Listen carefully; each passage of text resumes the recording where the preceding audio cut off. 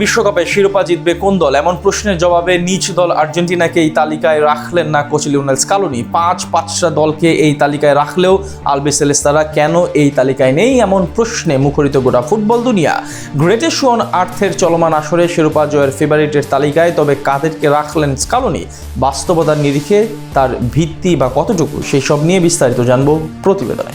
চলমান ফিফা বিশ্বকাপে শিরোপা জিতবে কোন দল এ নিয়ে আলোচনা সমালোচনা চলছে সকল মহলেই। চায়ের দোকানে ভক্ত সমর্থকদের থেকে শুরু করে টকশোতে ফুটবল বিশ্লেষক, সকলেরই একটাই চিন্তা, বিশ্বকাপের সোনালী ট্রফিটি তবে কারা এবার উঁচিয়ে ধরবে। শুধু তাই নয়, সাবেক এবং বর্তমান ফুটবলাররাও যুক্ত হচ্ছে প্রেডিকশনের এই লড়াইয়ে, যেখানে বাদ থাকছেন না দলগুলোর কোচেরাও। এবারে বিশ্বকাপের শিরোপাজয়ী দল কে হবে তা নিয়ে মুখ খুললেন আর্জেন্টাইন কোচ লিওনেল স্কালোনিও, যেখানে ট্রফি জেতার প্রধান দাবিদার হিসেবে ফ্রান্সের নাম উল্লেখ করেন তিনি। যদিও শিরোপা উঁচিয়ে ধরার প্রবল সম্ভাবনা রয়েছে এমন আরো কিছু দলের কথাও জানান বিশ্বকাপ জয়ী এই কোচ। সম্ভাব্য চ্যাম্পিয়নদের বিষয়ে জানতে চাওয়া হলে স্কালোনি বলেন, আমার মনে হয় এই মুহূর্তে ফ্রান্স খুব ভালো খেলছে এবং ব্রাজিলও। আমি মেক্সিকোকে ইকুয়েডরের বিপক্ষে দুর্দান্ত একটি ম্যাচ খেলতে দেখেছি। কলম্বিয়াও বেশ ভালো খেলছে এবং অবশ্যই স্পেন। এই দলগুলো কঠোর লড়াই করবে, তবে স্পষ্টতই ফ্রান্স যা করছে তা বিশেষভাবে বিবেচনায় নেওয়ার মতো। বিশ্বকাপের শেষ 32-এর লড়াইয়ে দলগুলোর মধ্যকার প্রতিদ্বন্দ্বিতা নিয়ে তিনি আরো যোগ করেন, আমরা খুব প্রতিদ্বন্দ্বিতাপূর্ণ ম্যাচ দেখছি। ফ্রান্স এবং মেক্সিকো ছাড়া বাকি প্রায় সবগুলো ম্যাচই খুব হাড্ডাহাড্ডি হয়েছে এবং সামনের পথটা খুব একটা সহজ হবে না।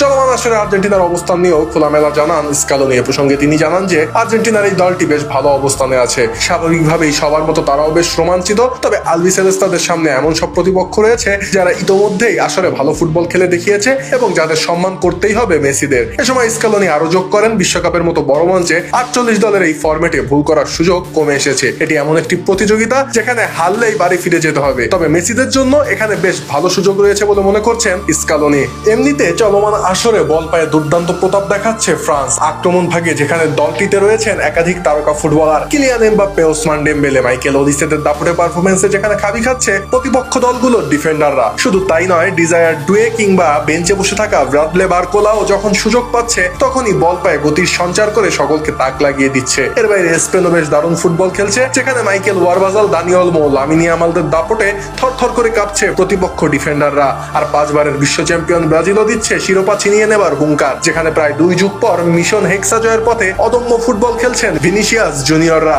আসর গড়াবার সাথে সাথে কার্লো আনচেলত্তির অধীনে যেখানে সেলেসাওরা দুর্দান্ত কিছু করে দেখাতে সক্ষম তা সকলেই টের পাচ্ছে। আর টুর্নামেন্টের স্বাগতিক দল মেক্সিকো নান্দনিক ফুটবলে সকলকে অবাক করে দিচ্ছে, যেখানে উলিয়ান কিনিওনেস ও রাউল জিমিনেজদের দাপুটে ফুটবলে চলমান আসরে নিজেদের সবকটি ম্যাচে জয় পায় মেক্সিকানরা। এর বাইরে লুইস দিয়াজ, জেমস রদ্রিগেজদের চান্দিক ফুটবলে বিশ্বকাপে দাপট দেখাচ্ছে ল্যাটিন ফুটবলের সাম্প্রতিককালের অন্যতম সেরা দল কলম্বিয়াও। আর তাই তো বিশ্বকাপের চ্যাম্পিয়ন দল কে হবে তা নিয়ে স্কালোনির করা প্রেডিকশনকে খাটো করে দেখার কোনো সুযোগ নেই।